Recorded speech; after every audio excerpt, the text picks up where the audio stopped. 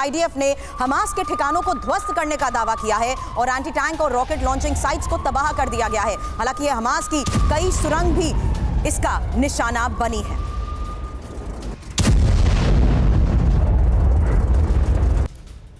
तो हमास के खिलाफ युद्ध में इजरायल ने अपनी रणनीति में थोड़े बदलाव जरूर किए हैं, इसलिए इजरायल की ये रणनीति अब कैसी युद्ध के इस हालात में नजर आ रही है, इसके बारे में इंफॉर्मेशन, क्योंकि इजरायली सेना हमास के गढ़ में धीरे धीरे बढ़ना तो चाहती है। हमास के लड़ाकों को सुरंगों से बाहर निकालने की ये रणनीति मानी जा रही है। हालांकि हमास से खुले में आमने सामने की लड़ाई की तैयारी तो पहले से ही की जा चुकी है। ऐसे में हमास लड़ाकों को बाहर निकालने के लिए सुरंगों पर हमला कितना संभव नजर आ रहा है ये सुमित, क्योंकि आप तो ग्राउंड रिपोर्ट्स वहां से दिखा चुके हैं, वहां के हालात से वाकिफ है, इसलिए इस युद्ध क्षेत्र में सुरंगों को ही तबाह करना क्या लगता है पॉसिबल हो पाएगा?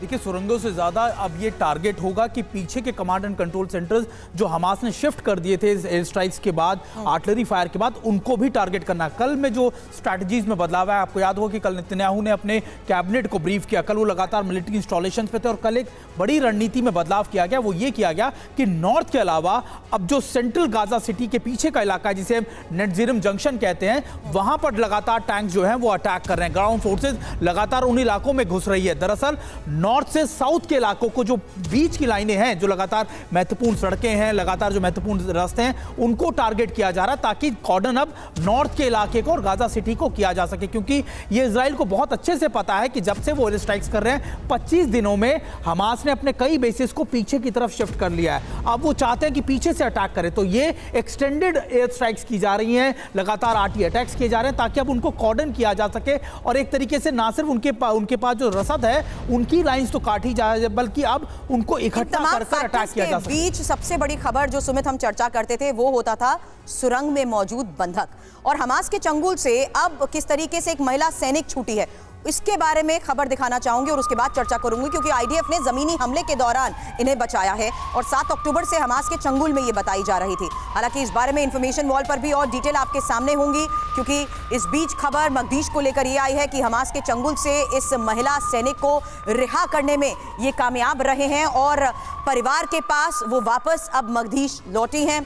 उरी मगदीश इनका नाम बताया जा रहा है। आईडीएफ जिस तरीके से ग्राउंड ऑपरेशंस को अंजाम दे रहा है, जिस तरीके से अलग अलग जगहों पर इनको तहस नहस कर रहा है, उसके बाद ये तस्वीरें जारी कर ये बड़ा दावा किया गया है कि अब मगदीश परिवार के पास वापस लौट चुकी हैं और आईडीएफ ने, ग्राउंड फोर्स ने ही इसे छुड़वाया है। हालांकि कैसे छुड़ाया इसकी कोई जानकारी डिस्क्लोज तो नहीं की गई है, लेकिन इतना ये साफ कर चुके हैं कि 7 अक्टूबर को हमास ने इन्हें कैद किया था और अभी भी 239 से ज्यादा लोग हमास के पास बंधक बने हुए हैं। इसीलिए ये सवाल करना चाह रही थी मैं राठौड़ सर कि अब बंधकों तक पहुंचने के लिए ही सुरंगों तक पहुंचना सबसे बड़ी चुनौती था, लेकिन ये खबर हमने थोड़े दिन पहले भी दिखाई थी। क्या हमास ने भी स्ट्रैटेजी बदलते हुए अलग अलग टेरर ग्रुप्स को बंधकों को सौंप दिया है या उनकी लोकेशंस भी चेंज कर दी है और इसी बलबूते अब आईडीएफ वाकिफ होते हुए टनल्स के अंदर अटैक्स को अंजाम देने में कामयाब होता नजर आ रहा है?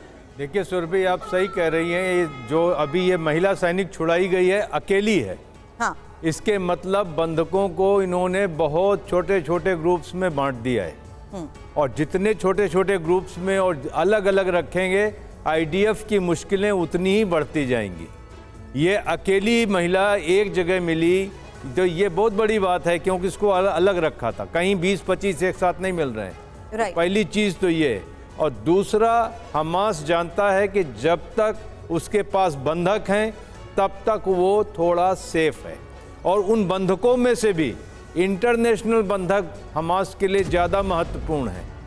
इंटरनेशनल बंधक जब तक नहीं छूटेंगे ना, उसी आधार पर नेतन्याहू का आज ये बयान सामने आया था, जिन्होंने ये साफ तौर पर कह दिया कि ये साइकोलॉजिकल प्रोपेगेंडा है। इंडोनेशियाई अस्पताल के पास हुए हमले को लेकर आज बड़ी खबर सामने आई है और लगातार जिस तरीके से हमलों को अंजाम दिया जा रहा है, गाजा के एकमात्र कैंसर हॉस्पिटल, जिसे तुर्की का हॉस्पिटल कहा जाता है, उसकी तीसरी मंजिल पर आज हमला हुआ और उसे भी तबाह कर दिया गया। वहीं ये तीसरी तस्वीर आपके सामने हॉस्पिटल के पास हमास के ठिकाने पर आईडीएफ के उस ऑपरेशन की है, जिसको लेकर बड़े दावे किए जा रहे हैं।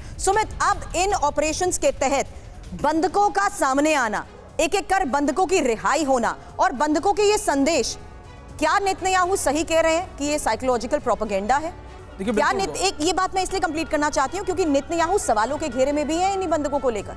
देखिए बिल्कुल सवाल तो खड़े ही होंगे। और अगर आप देखें कि इससे पहले भी जब 50 बंदूकों के छोड़ने की बात हुई थी, तब अमेरिका की तरफ से कहा गया था कि हम नेगोशिएशंस कर रहे हैं कि हम उनको फ्यूल देंगे हमास को और कुछ बंदूकों को छुड़ा लेंगे, और नेगोशिएशंस फेल हो गई। दरअसल नेगोशिएशंस के अंदर इस तरीके के प्रेशर पॉइंट्स क्रिएट किए जाते हैं जब आपको पता होता है कि आप एक बंदक को छोड़ेंगे, 4 की वीडियो रिलीज करेंगे। आपको पता है कि हमास ने एक दिन पहले ही कई बंदूकों की वीडियो रिलीज की, और वो ऐसे ही अब छोटे छोटे ग्रुप्स के अंदर, जिस तरीके से कर्नल राठौर बता रहे थे कि अब वो छोटे छोटे ग्रुप्स के अंदर इनको अलग अलग लोकेशंस पे लेके जाएंगे, और हो सकता है कि सभी लोगों को साउथ से या फिर नॉर्थ गाजा से साउथ की तरफ शिफ्ट कर दिया गया हो। कुछ लोगों को लगातार सी के माध्यम से कुछ दूसरी कंट्रीज में लेकर चले गए हो। तो ये पॉसिबिलिटीज लगातार बनी हुई है, और यही वजह है कि इजराइल हर एक एक बंधक को छुड़ाने के लिए ऑपरेशन चला रहा है। जो भी ऑपरेशन चलाए जा रहे हैं, दरअसल ये स्मॉल टेक्टिकल ऑपरेशन है, जिसके अंदर वो एक लोकेशंस पे जाते हैं जहां की सर्विलेंस की जानकारी उनको मिलती है, इंटेलिजेंस उनको मिलता है, और उसके बाद अटैक करने के बाद दोबारा से वापस आ जाते हैं। दरअसल अब ये इजराइल समझ चुका है कि ये प्रेशर पॉइंट है हमास का,